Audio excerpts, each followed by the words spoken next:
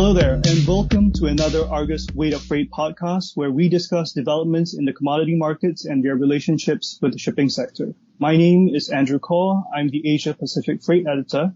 And joining me today are Aldric, the editor for the Asia Pacific Products, and Zhuang, Senior Freight Reporter. This podcast, recorded on the 22nd of July, is going to focus on the recent volatility in clean tanker freight rates, specifically on the Mideast Gulf to East Asia route and its correlation with the clean product markets. Sean, let's start off with you. Why did freight rates move higher in June? Hello, Andrew and Aldric. Thanks for having me. So clean freight rates have moved higher on the LRs and MRs tankers. In the first half of June, freight rates climbed to over 2 years high of Worldscale 300 for LR2, Worldscale 360 for LR1, and Worldscale 500 for MRs on 15 June, from Worldscale 215, 255, and 300 respectively on 1st of June. So this was mainly because of increased chartering activities.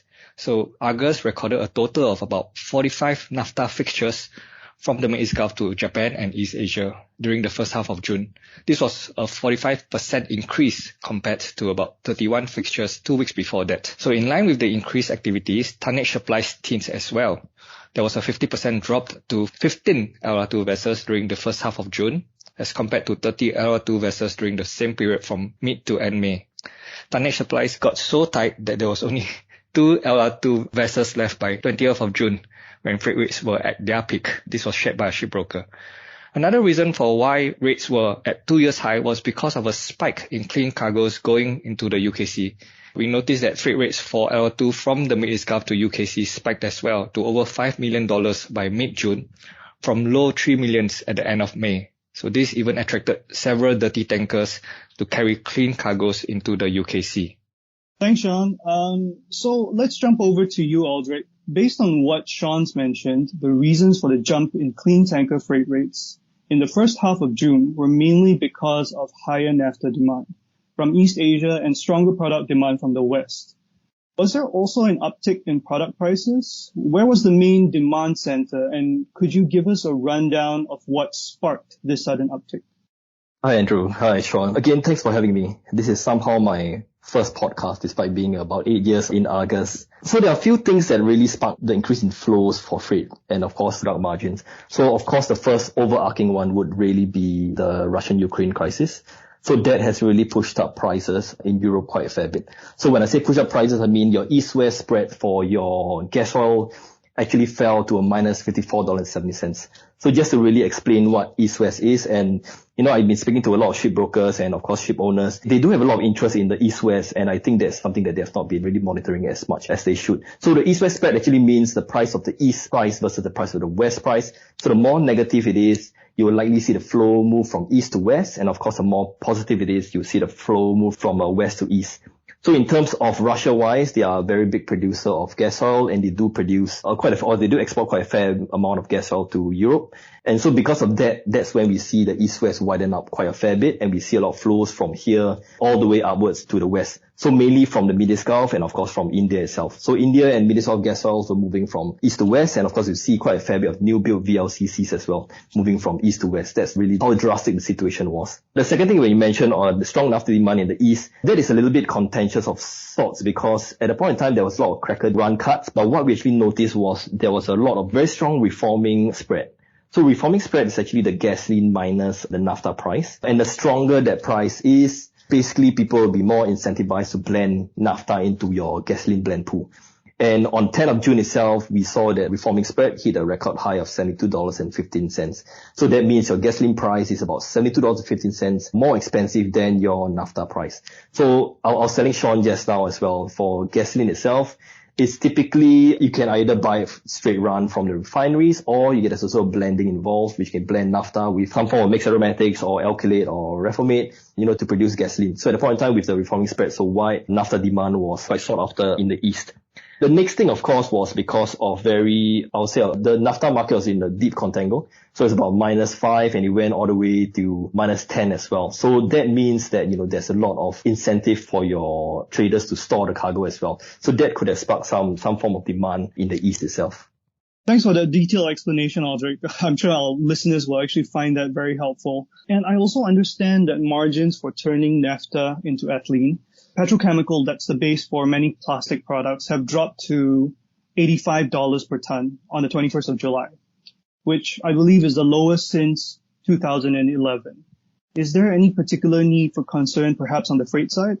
So to be fair, the reason why that happened was really because of very poor downstream demand for China. In terms of freight-wise, the thing about naphtha crackers itself is there's almost no way for them to cut to below 70% typically.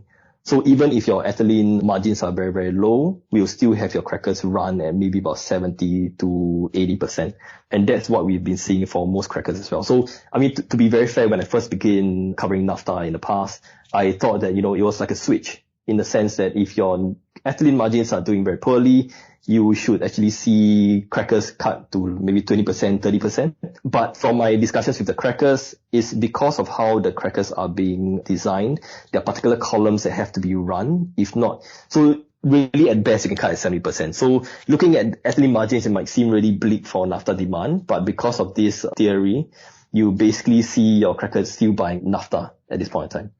Perfect. Thanks very much, Aldric. So back to you, Sean. We were talking about freight volatility. So what happened after the record high rates in June? Yeah, so as what Audrey has shared, because of the weaker margins, the high freight rates were unable to sustain for long and fell from late June onwards. So on 13th of July, freight rates had fallen to about 22 to 34% to WSQ 197.5 for LR2, WSQ 280 for LR1, and WSQ 385 for MR shipments from the Mid-East Gulf to Japan and East Asia from their 2 years high in mid of June. So just for comparison, using the same time period, we recorded a 51% drop of 22 total naphtha fixtures into Japan and East Asia for the second half of June. And tonnage supplies have also recovered to about 22 LR2 vessels by the end of June. But despite an uptick of spot shipping fixtures recorded in the first week of July, where we saw 9 LR2 fixtures, freight rates did not improve because tonnage supplies were ample, and they grew to about 26 LR2 vessels for loading in the second week of July. And freight rates into UKC have also fallen from its high of over $5 million to about $3.8 million on a LR2. Sure. Thanks, Sean. Aldric, would you mind then letting us know how it's looking over on the product side and why did demand falter? Ground margins wise, they have been coming off quite a fair bit despite it being, I would say, peak transportation demand in the US. So a few things, and to be honest, this is not something that most people forecasted, especially this big downturn in prices. So even for gasoline wise, you see margins actually fell off about 85%. So that means it's almost from $30 per ton. It fell to about $2 per barrel margins just yesterday. So the big reason is because of this recessionary fears in the US. So US itself was the main, I would say, the main demand center in summer. But because of, slightly or very high gasoline prices, we actually see demand dropping quite a fair bit in the US, despite it being a peak demand season. So your RBOB, which is your paper value that signifies US gasoline, has come up quite a fair bit, and that has kind of have a knock-on impact on the Asian gasoline flows as well. For naphtha-wise, there are a lot of cracker run cuts for sure, to the extent whereby you see a major buyers of naphtha, such as Formosa, actually selling your naphtha. So that is really, I would say unprecedented. And if you look at the amount of crackers actually brought forward their turnarounds to August, it's from September. That is one reason why you see a lot of demand falling off quite drastically, and I'd rather say quite unexpectedly as well. All right, thanks, Aldric. Sean, so going back to the recent volatility that we've discussed in clean tanker freight rates, interestingly, on time charter equivalent rates, MRs have now taken the lead, earning about $20,000 per day more than LR2s and about $12,000 per day more than LR1s. Listeners, just for context, LR2s were earning about, on average, $7,000 per day more than MRs in May. So why have MRs become the favorite vessel size? Yes, so given the recent volatile freight rates, as well as the lackluster demand for naphtha, we believe that the product traders could have taken a more conservative approach in trading smaller parcels. This also allows them to spread out their trade financing loans and credit risks. In fact, on a world scale comparison, the spread between the smaller vessels such as the MRs and LR1s were wider than the LR2 after mid-June. This was because of ample tonnage for the LR2. But demand for LR1 in the West and to Europe and Africa kept tonnages in check. And of course, MRs were the preferred size when market is uncertain and risk appetites are small. Got it. Thanks, Sean. So guys, I guess to wrap things up, do you have any outlook for the markets going forward? What should we expect over the next few months and over in Q4? Yeah, seasonally, freight rates have gone up in Q4 because of increased demand for petroleum products for the winter. But let's hear what are Aldric's thoughts this year with the ongoing Russia and Ukraine conflict. I think the conflict itself makes the market quite hard to forecast, to be very fair. But something that we know for sure is that sanctions will come in full force in Q4 2022, and that should push up West prices quite a fair bit.